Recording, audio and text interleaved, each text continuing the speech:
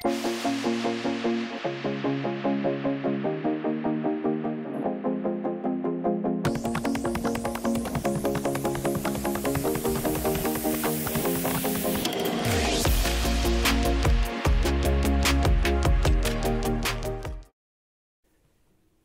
Bazex, bonjour et merci de nous recevoir dans vos bureaux, ici à l'École nationale supérieure de la police.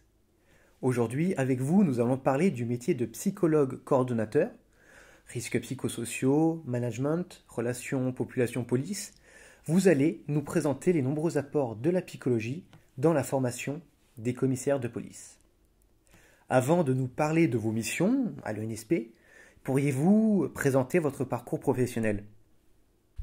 Bonjour, merci beaucoup pour cet entretien. Donc, je suis Hélène Bazex, docteur en psychologie. Je travaille ici à l'ENSP depuis environ 1 an.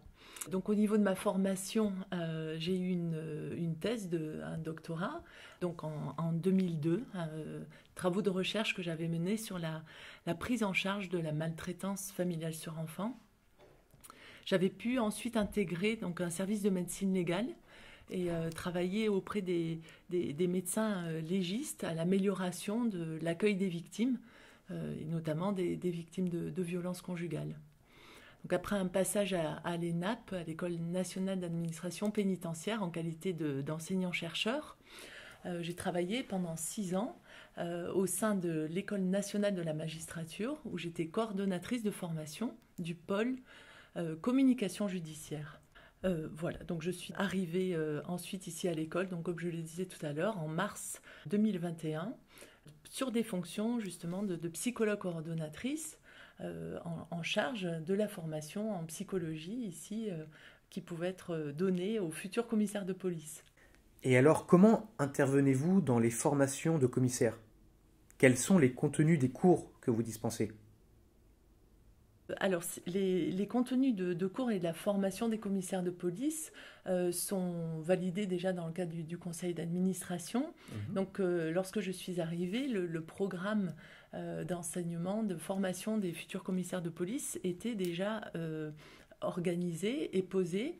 Mais j'ai pu intégrer déjà dans le programme qui était en cours quelques notions, alors théoriques, mais beaucoup plus finalement techniques, en lien avec des apports de la psychologie, aussi de la psychopathologie, pour apporter aux commissaires, donc non pas une connaissance sur la psychologie en général, mais plutôt des apports techniques et opérationnels qui pourraient les soutenir dans leur future pratique.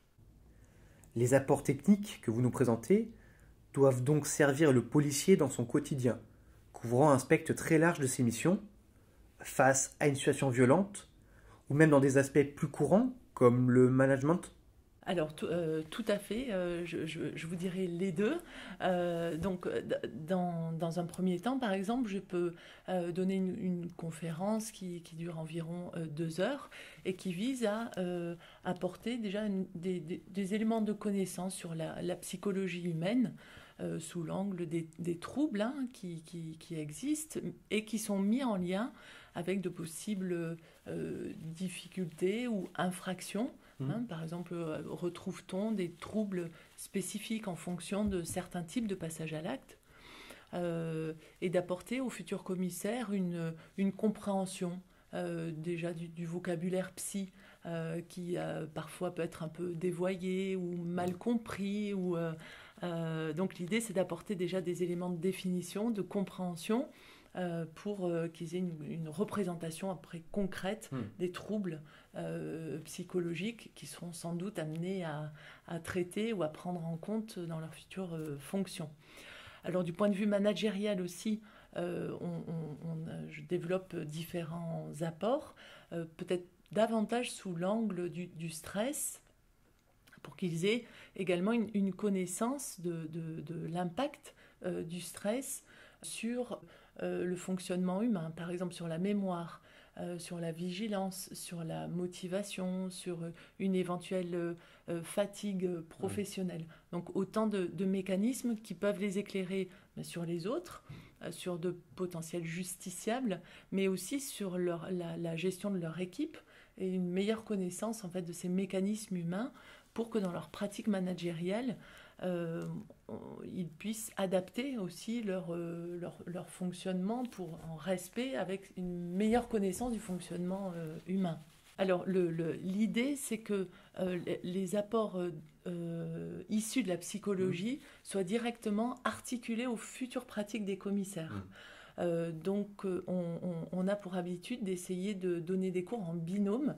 Par exemple, un binôme qui pourrait être constitué donc du commissaire qui est responsable des enseignements du management, donc auquel je m'associe lors d'une même conférence pour mettre en perspective des conseils qu'il donne avec justement des connaissances issues de la psychologie ou avec des techniques issues de la psychologie. Et d'ailleurs, je tiens aussi à préciser que les apports qui sont ici enseignés en lien avec la psychologie sont des apports scientifiques qui ont fait leurs preuves au niveau académique, et que c'est de montrer aussi que la psychologie elle-même a beaucoup évolué avec l'avènement aussi des sciences neurocognitives et qui permettent de dresser un état des lieux très empirique et très scientifique sur le fonctionnement de la psychologie humaine. Donc les éléments qu'on donne ont une valeur scientifique aussi palpable. Ouais. Alors, je ne travaille pas seule ici, car depuis le mois de janvier 2022, j'ai pu enrichir mon équipe d'un nouvel arrivant, d'un psychologue, Hugues Delmas, qui est docteur aussi en psychologie, dont les travaux s'articulent justement à ces préoccupations cognitives et qui a publié notamment sur le mensonge, sur les techniques de détection du mensonge. Et justement, à la lumière des dernières avancées de la littérature, est-il possible même de détecter le mensonge? Donc ce sont des questions très intéressantes. Et au travers de ces questions-là, c'est d'aborder aussi des techniques relationnelles que les policiers pourront mobiliser dans le cadre de l'enquête. Donc c'est un enseignement que je développe beaucoup ici à l'école depuis 1 an. À savoir tout ce qui relève des techniques d'audition qui, outre-Atlantique, ont été développées depuis à peu près une quinzaine d'années. Et donc ici, on s'en saisit de plus en plus pour que les commissaires aient une connaissance des bonnes pratiques en matière d'audition d'enquête, que ce soit dans un contexte de garde à vue ou d'audition d'un mineur qui pourrait être victime, et donc d'une meilleure connaissance aussi du fonctionnement de la psychologie humaine lorsqu'un individu est placé dans ce contexte d'audition, de recherche de la vérité, qu'on cherche à obtenir des informations de la part d'une personne. Donc quelles sont les techniques les plus efficaces, les plus respectueuses pour faire avancer l'enquête. Et abordez-vous le sujet des risques psychosociaux?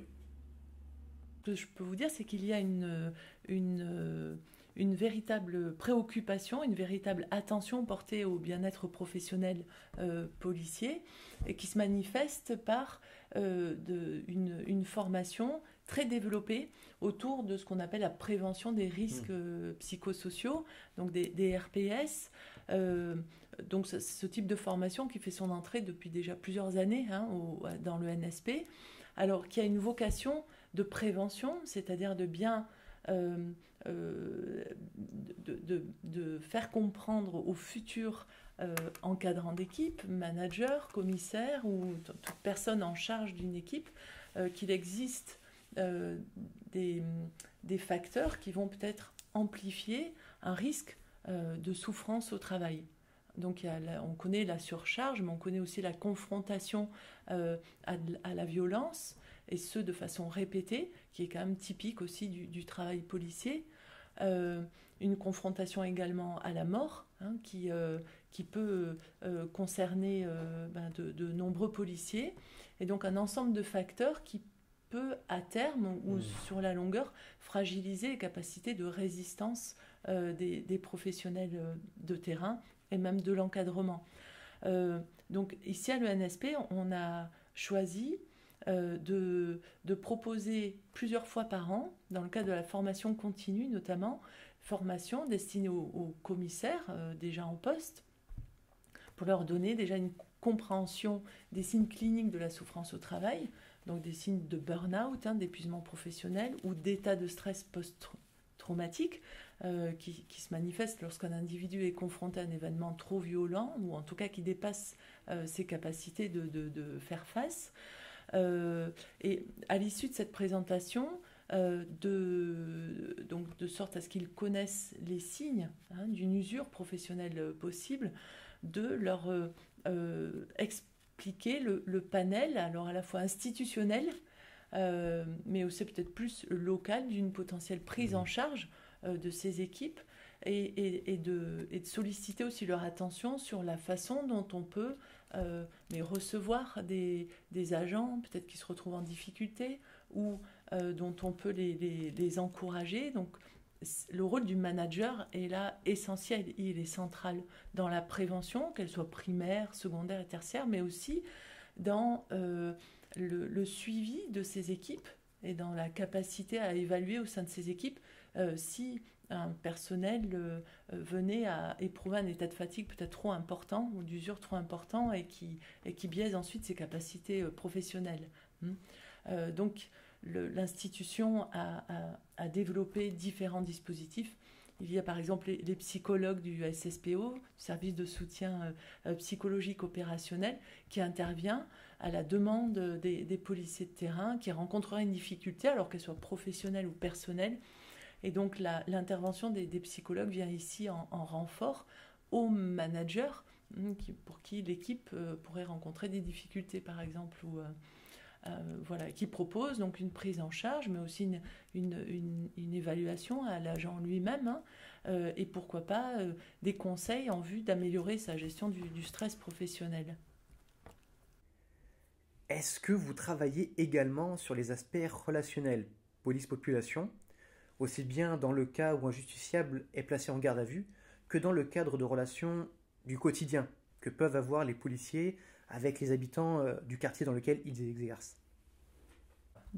Tout à fait. Ouais, Disons que d'un côté, il y a des règles de base à respecter. Il y a aussi une préoccupation institutionnelle, même sociétale, sur la façon dont des justiciables ou des personnes placées en garde à vue peuvent être aussi interrogées.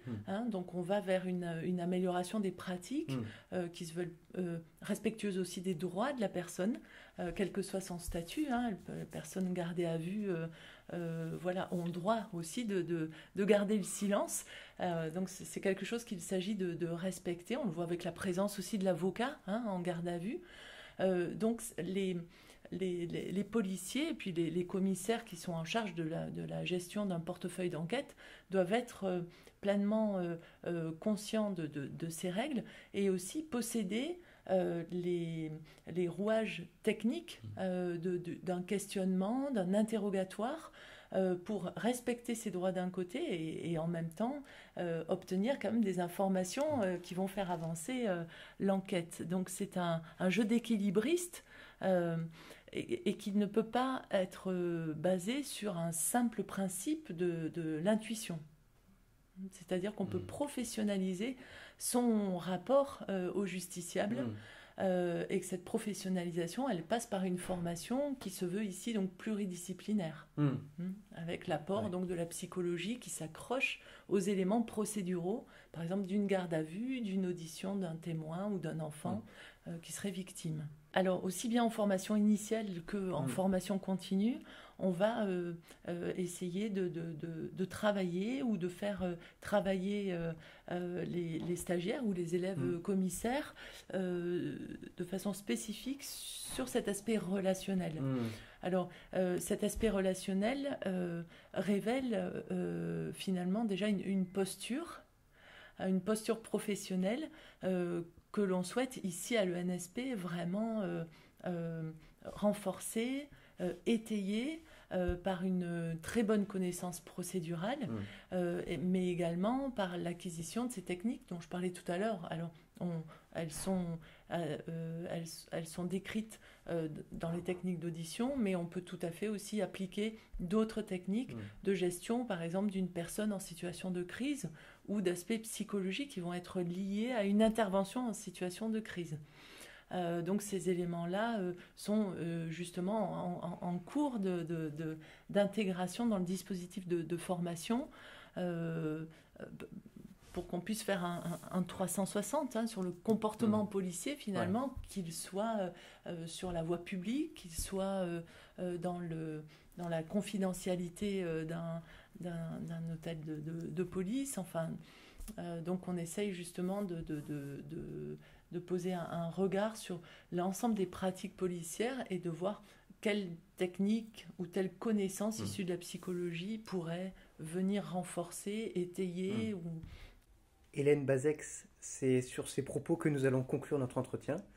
Merci de nous avoir reçus et de nous avoir présenté toute l'importance de la dimension psychologique dans le métier du policier. Ensemble, nous avons pu parler des risques psychosociaux, du bien-être du policier face à des situations bien souvent difficiles à supporter, et finalement de son impact, à juste titre, sur les relations avec la population.